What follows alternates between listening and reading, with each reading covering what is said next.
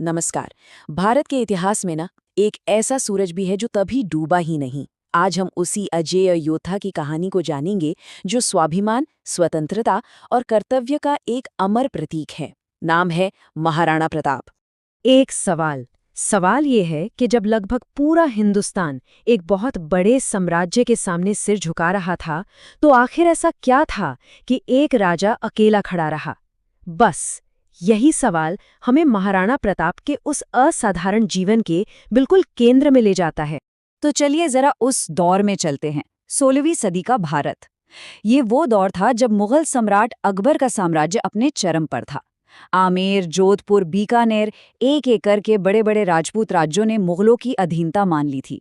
लेकिन इस विशाल साम्राज्य के सामने बस एक राज्य अपनी स्वतंत्रता के लिए अड़ा रहा, और वो था मेवाड़।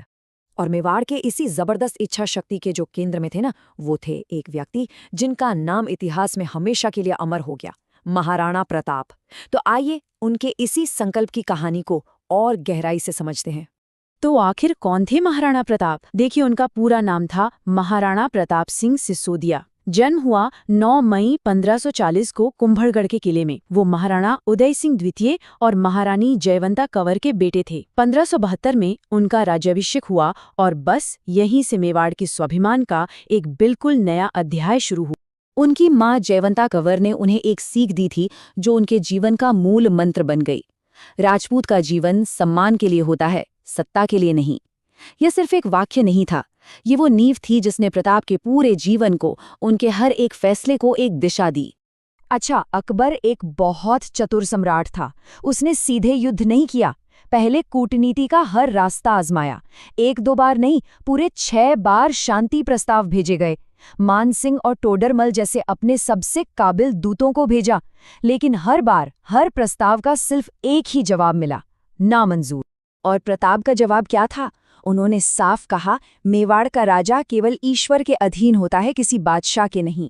ये एक बहुत ही शक्तिशाली बयान था। इसने ये बिल्कुल साफ कर दिया था कि मेवाड़ अपनी आज़ादी का सौदा किसी भी कीमत पर नहीं करेगा। और अब टकराव तय था। और इसी टकराव ने जन्म दिया भारतीय इतिहास के सबसे प्रसिद्ध युद्धों में से एक को, हल्दी घाटी का महासंग्राम। देखिए, ये सिर्फ 2 सेनाओं की टक्कर नहीं थी, ये 2 विचारधाराओं की, 2 ताकतों की जबरदस्त भिड़ंत थी। साल था 1576।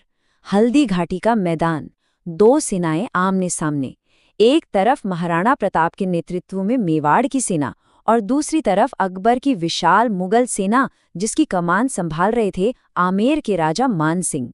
सेनाओं की संख्या में तो जमीन आसमान का फर्क था। सोचिए जरा, मेवाड़ के पास करीब 20,000 सैनिक और मुगलों के पास लगभग 80,000 सैनिक, मतलब 1 के मुकाबले 4। ये आंकड़ों की लड़ाई नहीं थी, ये हौसले और स्वाभिमान की लड़ाई थी।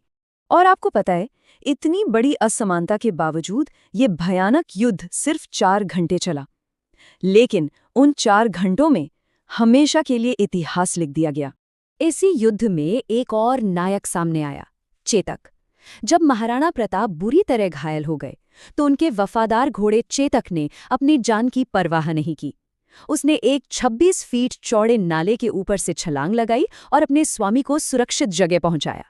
ये वफादारी की एक ऐसी मिसाल है जो आज भी दी जाती। तो युद्ध का नतीजा क्या निकला?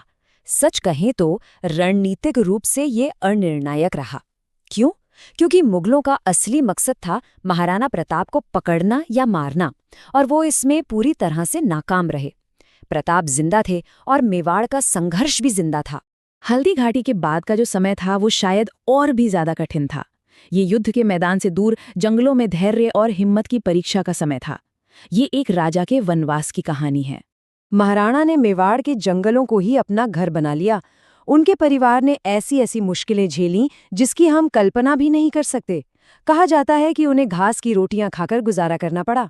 एक बहुत मशहूर किस्सा है कि जब एक जंगली बिल्ली उनकी बेटी के हाथ से वही घास की रोटी छीनकर भाग गई, तो उस वीर योद्धा की आंखों में भी आंसू आ गए थे।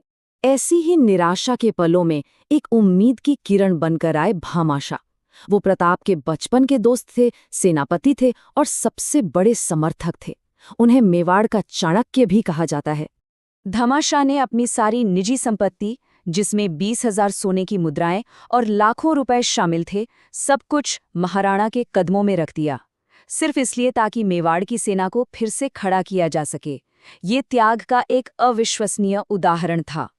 और इसी त्याग ने मेवाड़ के पुनरुत्थान की, उसकी वापसी की नींव रखी। ये वो दौर था जब महाराणा प्रताप ने हारी हुई बाजी को पलटना शुरू कर दिया। ये स्वतंत्रता की जीत की कहानी है।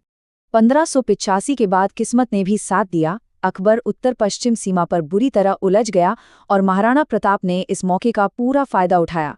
उन्होंने एक के बाद एक जवाबी हमले शुरू किए और 1597 तक आते आते कुंभलगढ़, गोगुंदा और उदयपुर जैसे बड़े बड़े और महत्वपूर्ण किले वापस जीत लिए। अपने जीवन के अंत तक महाराणा प्रताप ने अपनी पैतृक राजधानी चित्तौड़ को छोड़कर लगभग पूरे के पूरे मेवाड़ को आजाद करा लिया था। ये उनकी कभी न हार मानने वाली इच्छा शक्ति का जीता जागता सबूत था। तो अब बात करते हैं उनकी अमर विरासत की। महाराणा प्रताप सिर्फ एक राजा नहीं थे, वो उससे कहीं ज्यादा थे। आखिर उनकी कहानी आज भी हमारे लिए इतनी जरूरी क्यों है? जाहिर है, इस सफर में वो अकेले नहीं थे। उनकी माँ जयवंता कंवर, जिन्होंने नैतिक मूल्यों की नींव रखी, वफादार चेतक, मुश्किल वक्त में साथ देने वाले भामा शाह, जंगलों में उनके साथी भील सरदार पूंजा, और हाँ, उनके प्रतिद्वंदी राजा मान सिंह, इन सब ने मिलकर ही उनकी कहानी को पूरा किया। उनकी विरासत को हम 3 हिस्सों में देख सकते हैं। राजनीतिक तौर पर वो शाही सत्ता के खिलाफ प्रतिरोध का सबसे बड़ा प्रतीक बने। सांस्कृतिक रूप से वो राजपूत सम्मान और गौरव की पहचान बने, और वैचारिक रूप से वो स्वतंत्रता और आत्मसम्मान के एक ऐसे प्रतीक हैं जो समय से परे है, जो कभी पुराना नहीं होता। हो सकता है कुछ इतिहासकार उन्हें युद्ध के मैदान में हारा हुआ बताएं, पर हिंदुस्तान उन्हें एक अमर विजेता कहता है। एक ऐसा विजेता जिसने कोई साम्राज्य नहीं बल्कि करोड़ों दिल जीते।